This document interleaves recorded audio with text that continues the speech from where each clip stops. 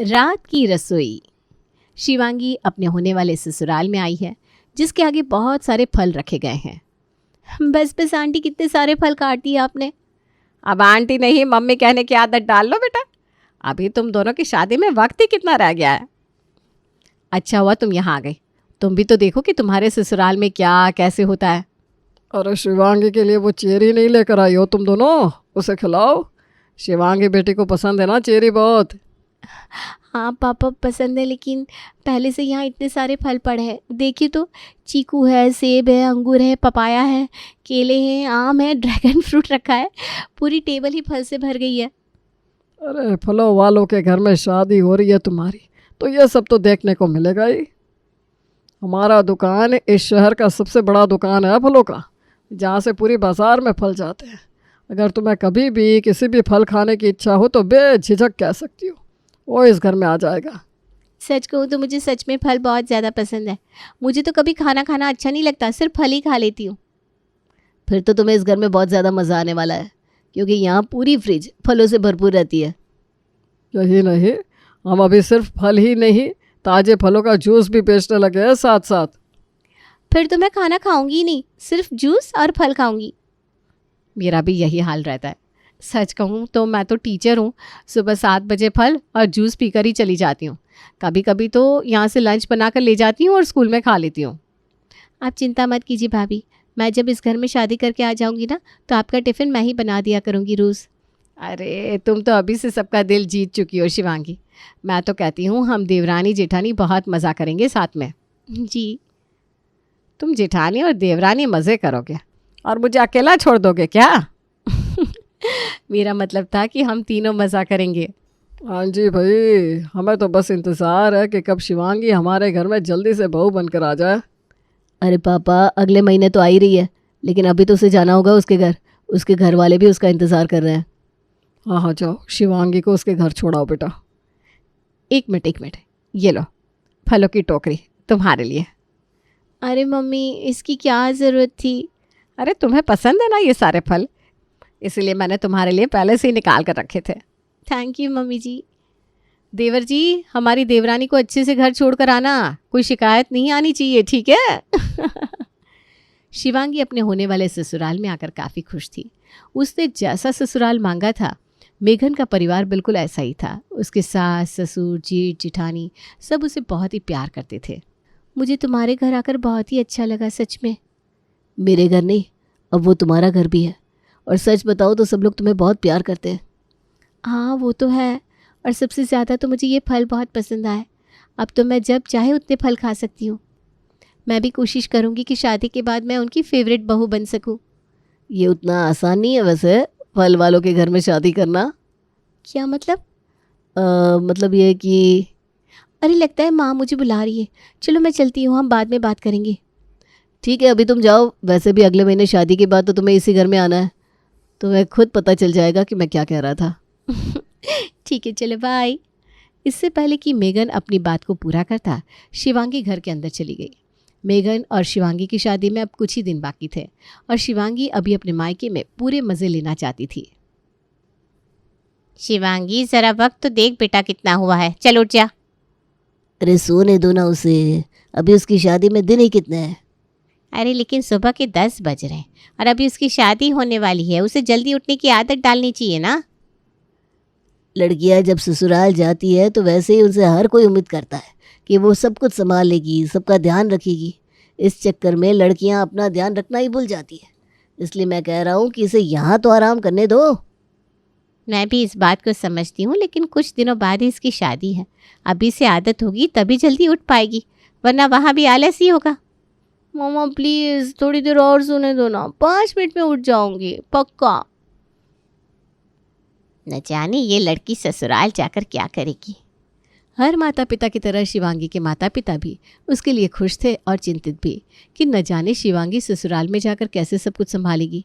और इसी खुशी और गम के बीच शादी का वो दिन भी आ गया जब शिवांगी अपने ससुराल पहुंच चुकी थी। फाइनली मेरी देवरानी अपने ससुराल पहुंच ही गई। हमारी छोटी बहू का इस घर में बहुत बहुत स्वागत है। चलो शिवांगी, इस चावल की कलश को गिराकर घर में प्रवेश करो। जी भाभी। शिवांगी का उसके ससुराल में काफ़ी प्यार से स्वागत किया जाता है। शिवांगी की खुशी का तो जैसे कोई ठिकाना ही नहीं था। लेकिन जब सुबह 4 बजे उठने की बात छिड़ी तो शिवांगी के तो जैसे होश ही उड़ गए। सुबह 4 बजे क्यों उठना है? मेघन, तुमने शिवांगी को बताया नहीं कि हम यहाँ कितने बजे उठते हैं, कितने बजे रसोई करते हैं? अरे माँ, मैं उस दिन उसे यही बताने वाला था कि तभी हमारी बात बीच में छूट गई थी। चलो कोई बात नहीं, मैं ही बता देती हूँ। शिवांगी, तुम्हें तो पता है कि हमारा फलों का बड़ा बिजनेस है, इसलिए फलों की डिलीवरी सुबह सुबह जल्दी ही करनी होती है, जैसे वो मार्केट में सुबह सुबह पहुँच सके। इसलिए हमारे यहाँ सब 4 बजे ही निकल जाते हैं दुकान के लिए। और ये लोग 4 बजे निकलते हैं तो हमें रसोई और नाश्ता दोनों रात को ही तैयार करना होता है। इसलिए हम 2 बजे उठ जाते हैं और 3 बजे रसोई तैयार कर देते हैं, जिससे सब लोग रसोई खाकर और चाय पीकर घर से निकले। रात के 2 बजे उठते हैं? रात की रसोई बनानी होती है यहाँ? अरे कोई बात नहीं बेटा, तुम्हें भी आदत हो जाएगी। अब तो मैं आराम से सो सकती हूँ और सुबह फ्रेश होकर स्कूल में पढ़ाने जा सकती हूँ। हाँ, शिवांगी ने कहा भी तो था कि वो सब कुछ आते ही संभाल लेगी। अब तो मैं भी चिंता मुक्त हो गई हूँ। जी, मैं सब कुछ संभाल लूँगी। शिवांगी को ससुराल आते ही सबसे बड़ा शौक लगा था, लेकिन अब वो कर भी क्या सकती थी। उसने तो वादा किया था कि वो सब कुछ संभाल लेगी। अगले ही दिन वो 2 बजे उठने की कोशिश करती है, जो उसके लिए काफ़ी मुश्किल हो रहा था। अरे बंद हो जा, हे भगवान, मुझे तो सुबह 10 बजे उठाओ तो भी मौत आती है। यहाँ मैं 2 बजे कैसे उठूँगी? और सिर्फ उठना नहीं है, अभी तो रसोई भी बनानी है। अरे शिवांगी बेटा, कहाँ रह गई? हैं? लगता है सब लोग उठ गए और मेघन भी नीचे चले गए लगता है। चल शिवांगी, जल्दी कर। शिवांगी जल्दी से नीचे जाती है और रसोई में सबसे पहले सबके लिए चाय बनाती है, फिर नाश्ते की तैयारी में लग जाती है। बन गया नाश्ता शिवांगी? जल्दी करो, हमें देर हो रही है। हाँ, बस बन ही गया है। आलू के पराठे बनाने में वक्त लग गया था। अच्छा चलो कोई ना, यहीं रख दो पराठे और हमारा टिफ़िन भी पैक कर दो। क्या? टिफ़िन भी पैक करना था? वो तो मैं भूल ही गई। आप थोड़ी देर रुकिए, मैं अभी बना देती हूँ। अरे नहीं नहीं, अभी तो बहुत देर हो जाएगी। कोई बात नहीं, आज हम कुछ बाहर खा लेंगे, तुम कल बना देना। सॉरी, आज मेरा पहला दिन था तो मुझे याद ही नहीं रहा। मैं कल से जल्दी उठकर सब कुछ तैयार कर दूँगी पापा जी। ठीक है, अभी हम चलते हैं।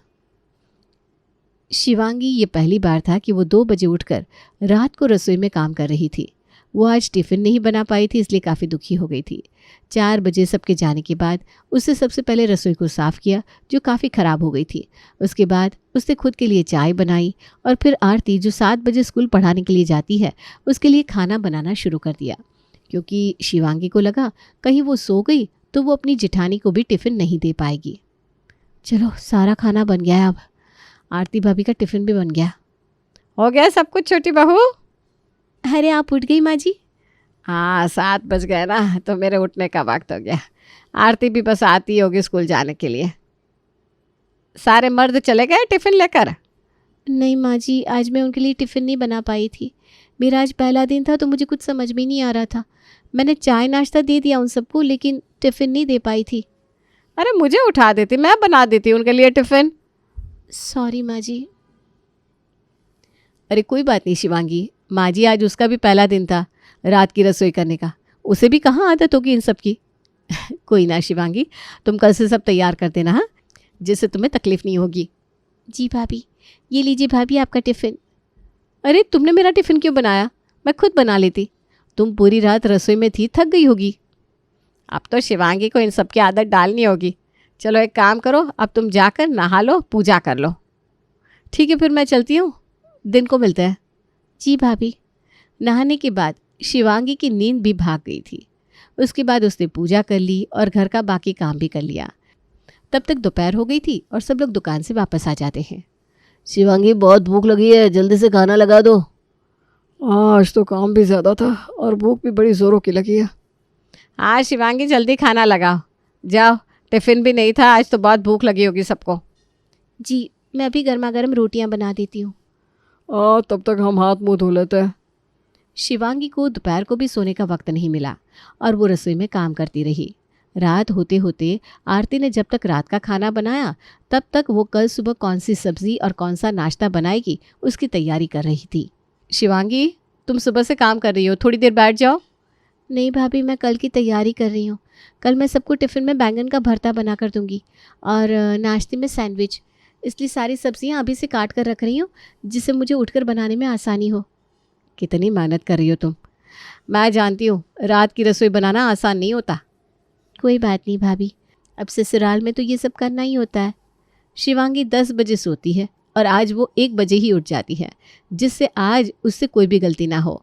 वो उठते ही रात की रसोई बनाने में लग जाती है और आज उसने सब कुछ तैयार कर दिया था, चाय, नाश्ता, खाना, सब कुछ।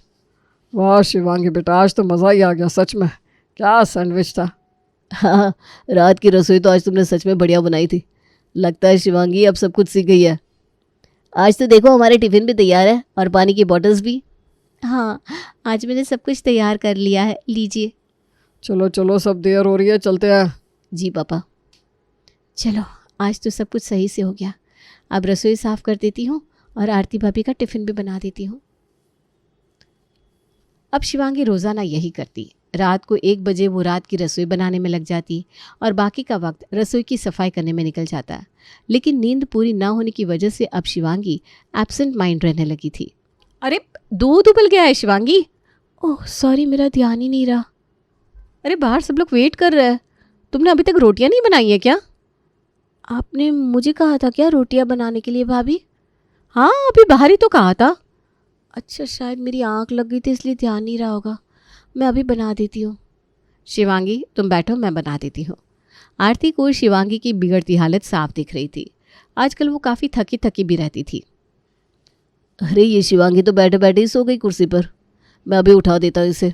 रुको मेघन, मुझे आप सबसे कुछ बात करनी है। हे भगवान, मैं सो कैसे गई इतनी देर तक?